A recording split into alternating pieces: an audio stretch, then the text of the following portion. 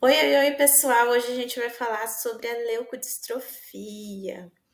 Bom, quem será que já atendeu um paciente com leucodistrofia aí? Hoje eu trouxe esse tema porque estou atendendo um paciente com leucodistrofia e como é uma doença genética rara, falei assim, deixa eu já compartilhar que caso mais alguém precise desse conteúdo, já tem meio caminho andado aí para continuar nas pesquisas e melhor atender. Então, vamos lá. Afinal, o que é a leucodistrofia? A leucodistrofia é uma doença geneticamente determinada com característica progressiva. Então, significa que o paciente vai apresentar alguns sinais e pode ser que ele evolua com esses sintomas aí, tá bom? Então, ela é degenerativa com distúrbios progressivos ao longo da vida. Como existem diversos tipos de leucodistrofia e nem todos esses tipos estão documentados em questões assim de prognóstico, de perspectivas, de progressão, existe aí uma variação, tá? Então a gente sabe que pode piorar, mas também a gente não pode decretar martelo, primeiro que não somos médicos, e segundo, para tomar cuidado com as nossas falas, tá? Então são mais de 106 formas diferentes de leucodistrofia, e por um motivo que eles ainda não sabem explicar, o resultado final é uma alteração no crescimento ou na manutenção da bainha de mielina. É também uma patologia que é considerada como doença da substância branca, tá? O que é a substância branca, substância cinzenta? Só para a gente fazer uma recapitulação e vocês entenderem. A gente tem ali o neurônio, na parte que tem os dendríticos, a gente tem o que a gente chama de substância cinzenta. Já no axônio, que é onde a gente tem a bainha de mielina, a gente vai ter a substância branca, porque a bainha de mielina ela traz essa coloração esbranquiçada por conta dos lipídios, ela é rica em lipídios. Então, na primeira imagem, eu cortei ali para vocês, na horizontal, a substância cinzenta de um neurônio e a substância branca do neurônio. E na segunda imagem, é que aqui o meu mouse ele não aparece na tela para vocês. Mas se vocês derem um zoom, vocês vão ver um neurôniozinho bem pequenininho ali, caracterizando como que ele ficaria disposto, sabe? De forma didática, para vocês tentarem entender o porquê de uma parte ser cinza e a outra ser mais esbranquiçada. Porque uma a gente tem o corpo e a outra a gente tem o axônio que contém mais a bainha de mielina. A terceira imagem, ela retrata aquilo que a gente não pode esquecer, que as funções dos nossos lobos cerebrais, elas sempre estão interconectadas. Então, às vezes o paciente começa a ter uma alteração de substância branca numa região que pode ali afetar um pouco do funcionamento da outra. Então, a gente sempre ter esse raciocínio é interessante, tá? Afinal, o que vai ser essa leucodistrofia ISA, já que tem tantas? A que eu vou trazer para vocês é relacionada a uma alteração genética no gene que se chama DARS. Essa alteração do gene DARS, ele traz para a gente uma alteração do aspartato. E essa alteração do aspartato, ele traz a marca, né, que é a leucoencefalopatia, que gera uma hipomielinização. Hipo já fala, poxa, tem baixa mielinização. E essa baixa mielinização específica do DARS traz um envolvimento de tronco cerebral e medula espinal. Então a gente já começa a pensar aí nas alterações de neurônio motor superior também, né? O aspartato e a isoleucina vão estar alteradas dentro aí dessa questão do DARS. E o que a gente tem que lembrar? Algumas funções básicas que a gente vai ter alteração na resistência à fadiga, como também na regeneração e na capacidade de diminuição de degradação muscular. Poxa, já é um alerta. Meu paciente pode ter ali aqueles sintomas que ele apresentou, que normalmente vai vir para você com sintomas motores, mas tem uma questão metabólica aí. Como será que vai ser esse pós-treino? Entendeu? Então, a gente já levanta as orelhas aqui e já fica esperto. Os tipos de leucodistrofia. Existem diversos tipos de leucodistrofia. Para vocês entenderem, na vertical do gráfico, a gente tem ali o eixo Y, né? Que ele mostra os tipos de leucodistrofia, estão abreviadas, tá? E no eixo X, que é embaixo, a gente tem ali a idade que a leucodistrofia pode começar. Então, tem 0, 3 meses, 6 meses, 1 ano, entendeu? Aí, conforme vai passando, tem leucodistrofias que podem aparecer na casa ali dos 25, 30 anos. São diversos tipos de leucodistrofia. A do paciente que eu atendo começou antes, um pouquinho antes dos 7 meses, 6 meses e pouquinho. A mutação no DARS, ela vai gerar, então, aquela questão de alteração no metabolismo e também na atriz principal, que é a bainha de mielina. Aí vamos relembrar.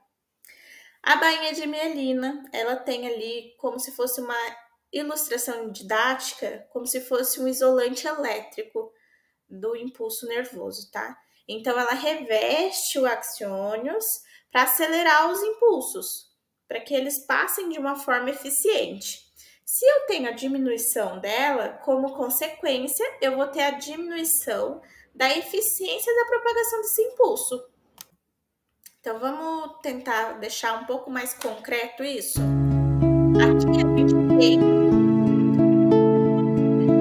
no celularzinho mostrando um axônio todinho sem bainha de mielina e o outro com bainha de mielina. Olha como o impulso passa bem diferente, né? Então, na alteração da bainha de mielina, a gente pode ter uma deposição suficiente, defeituosa, uma perda de bainha de mielina depositada ou a formação de vácuos, que seriam essa segunda imagem do axônio danificado, tá?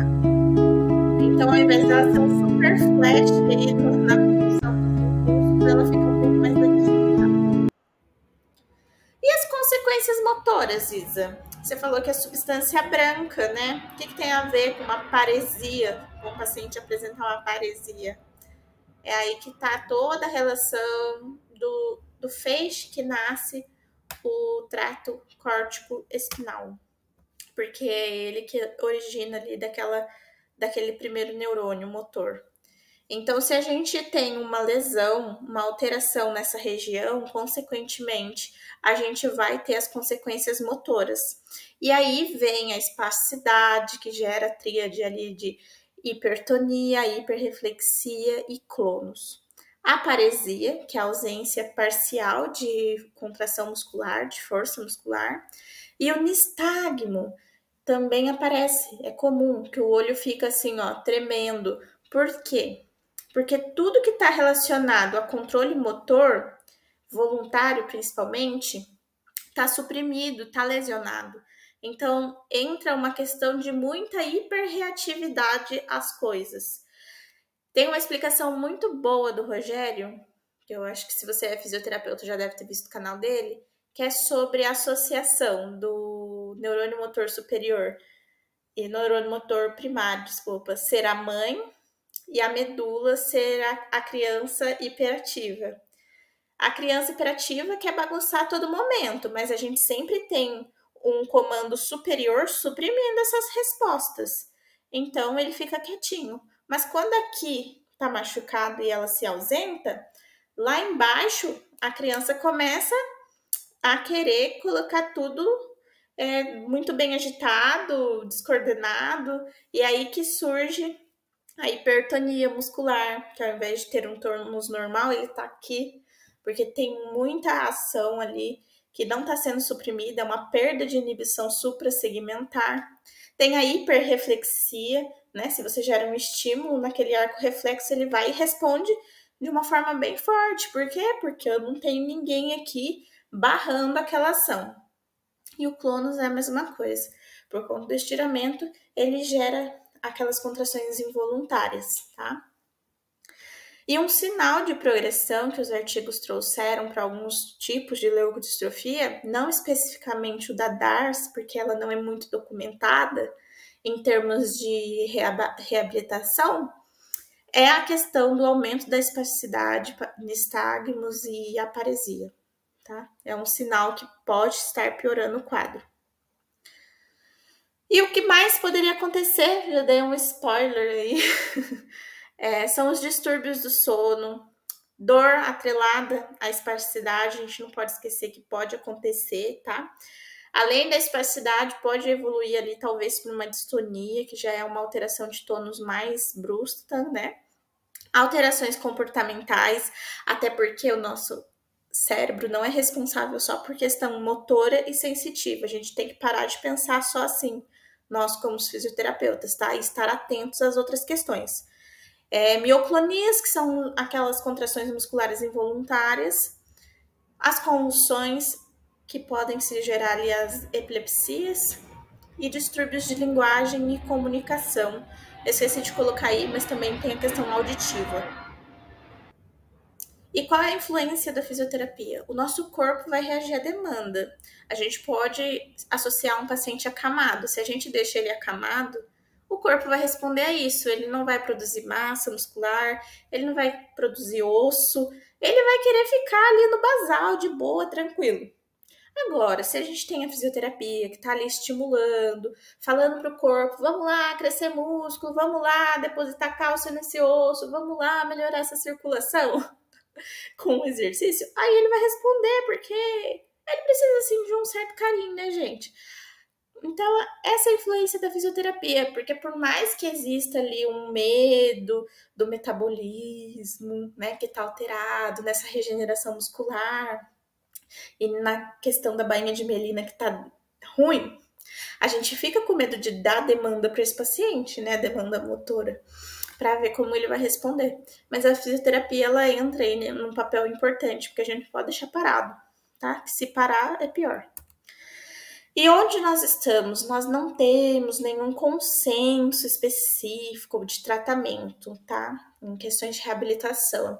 Eles trazem algo muito mais, digamos que paliativo para esses pacientes, que a meta é não perder função, sabe? Para eles, a gente teria que seguir mais nessa linha de raciocínio. O que nós temos que tomar cuidado, que é o que eu falei para vocês, que é o estresse metabólico mediante a condição genética. Então, a gente segue um pouquinho daquele raciocínio nas doenças neuromusculares, que é o overtraining, que a gente tem ali uma exigência metabólica do exercício, e para ele se recuperar, ele precisa ter os aparatos no corpo para se regenerar. Mas como ali tem uma alteração, pode ser que esse corpo não responda bem e ainda responda ao inverso, né? Com mais degradação do que já existe. Então, a gente sempre tem que pisar em ovos, digamos assim, não deixar de fazer fortalecimento, treinar as habilidades motoras e tudo mais, mas tem que ter um certo cuidado por conta dessas questões que a gente se preocupa, né? Que o nosso intuito é dar uma demanda para o corpo responder, mas de uma forma eficaz, que não gere prejuízo, tá? Então, todo esse estresse metabólico aí, da exigência motora que o paciente pode ter dentro de uma terapia, vai aumentar a necessidade de produção de proteína, pode desenvolver uma lesão por aumentar os radicais livres, a inflamação pós-exercício, e de uma forma que ainda não é explicado, isso pode afetar a bainha de mielina, porque diferente de outras patologias, que a gente tem bem documentado, né, como começa, como termina e o que acontece, a leucodistrofia é pouco documentada por enquanto. Então, a gente deixa esse adendo aí. Dentro da físio, a gente dá uma olhada no paciente durante a sessão, ver se tá muito ofegante, porque às vezes tem crianças ou pacientes que negam, né? Eu não tô cansado, eu tô bem, sabe? Para não parar de fazer. Então a gente tem que ter um feeling ali, tipo, ter uma percepção de esforço e quando for possível, ou sempre, né, que esse paciente puder responder, ver a percepção de esforço na escala de Borg, tá bom? Sobre a físio, a gente tem que mensurar os objetivos, vamos trazer esse paciente aí para a funcionalidade. E quando a gente pensa em objetivo funcional, a gente pode, por exemplo, utilizar 3 perguntas. O que eu quero, que vai ser relacionado à função, para que eu quero, que vai ser relacionado à sua finalidade, e como eu quero, que é a execução específica daquilo que você quer. Vou te dar um exemplo. O que?